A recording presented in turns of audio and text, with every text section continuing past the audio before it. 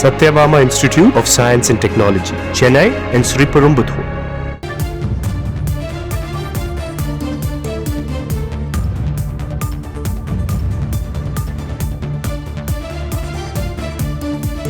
நிமிடங்கள் தான் இந்த தீவிரவாத கேந்திரங்கள் கதம் ஒரு 1-5 ஆரம்பிச்சு ஒரு 25 நிமிடங்கள்ல திட்டமிட்டபடி ரொம்ப துல்லியமாக இந்த டெரரிஸ்ட் ஸ்கேம் சைட்ஸை ரொம்ப துல்லியமாக நமது படைகள் வீழ்த்தி இருக்கிறாங்க அப்படிங்கிறது தான் இப்போ வரக்கூடிய ஆச்சரியமூட்டக்கூடிய செய்தி. இது எப்போ நடத்தப்பட்டது? ஏன்னா அது நடக்கும்போது பிரேக்கிங் நியூஸாக வராது. நடந்து முடிந்து அது வெற்றி பெற்ற பிறகுதான் நாட்டு மக்களுக்கு இராணுவத்தால் அறிவிக்கப்பட்டது அப்படிங்கிறத பார்த்தோம்.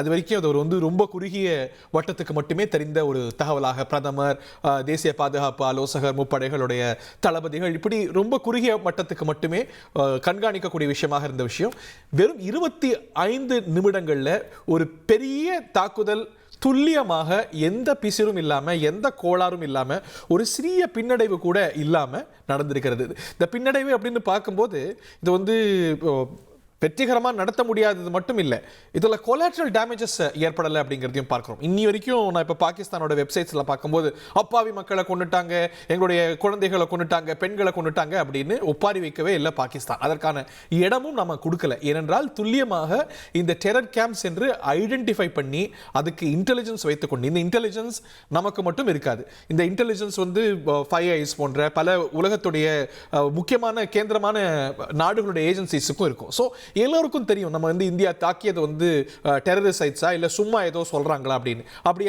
அப்படி ஒரு சந்தேகம் வந்துடக்கூடாது, கேள்வி வந்துடக்கூடாது அப்படிங்கிறதுனால அதெல்லாம் எழுப்பி இப்படி தாக்குதல் நடத்தினோம், இந்த இடத்துல இவ்வளவு பேர் தாக்குதல் பயிற்சிகள் எடுத்தாங்க, அஜ்மல் கசாபுடைய பயிற்சி இடம் இது அப்படின்னு இவ்வளவு விரிவான விளக்கத்தை ரொம்ப தெளிவா எந்த விதமான ஆம்பிக்விட்டிக்கும் இடம் இல்லாம ரொம்ப அழகா சொல்லியிருக்கிறாங்க. என்ன யந்திரங்கள் யூஸ் பண்ணாங்க, என்ன வெப்பன்ஸ் யூஸ் பண்ணாங்கிற டீடைல்ஸ் மட்டும் தான் நமக்கு வரல. அதனது பின்புலம் நடத்தப்பட்டது எப்படின்னு விளக்கப்பட்டது. எப்போது அப்படின்னு பார்க்கும்போது 1 மணிக்கு தொடங்கி 1:05 தொடங்கி அதிகாலை 1:30 மணிக்கு ஒட்டுமொத்தமாக கதம்னு முடிச்சுட்டாங்க.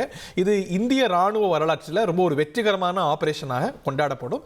சர்வதேச போர் வல்லுநர்கள் கூட இதை வரலாற்றில் முக்கியமாக படிப்பாங்க. இப்போ வெற்றிகரமான போர்கள்லாம் பார்க்கும்பொழுது இஸ்ரேலுடைய 73 67 யுத்தம் இதெல்லாம் பார்க்கும்போது அந்த வரிசையில் ஒரு முக்கியமான ஆபரேஷனாக சர்வதேச போர் வல்லுநர்களால் நிச்சயமாக இந்த ஆபரேஷனும் இருக்கிறதுக்கான வாய்ப்பு இருக்கு. ஏன்னா ரொம்ப ஸ்ட்ராட்டஜிக் டெப்த் என்று சொல்லுவாங்க, ரொம்ப ஆழமா உள்ள போய் பஞ்சாப் ப்ரொவின்ஸ் அப்படிங்கிறது ஆழமாக இருக்கிறது, எல்லைப்புறத்தில் தாண்டி உள்ள ரொம்ப போய் அவங்க அடிச்சிருக்கிறாங்க. இதெல்லாம் ஒரு வெற்றிகரமான விஷயமாகத்தான் நம்ம பார்க்க முடிகிறது. Satyabama Institute of Science and Technology, Chennai and Sri Perumbudur.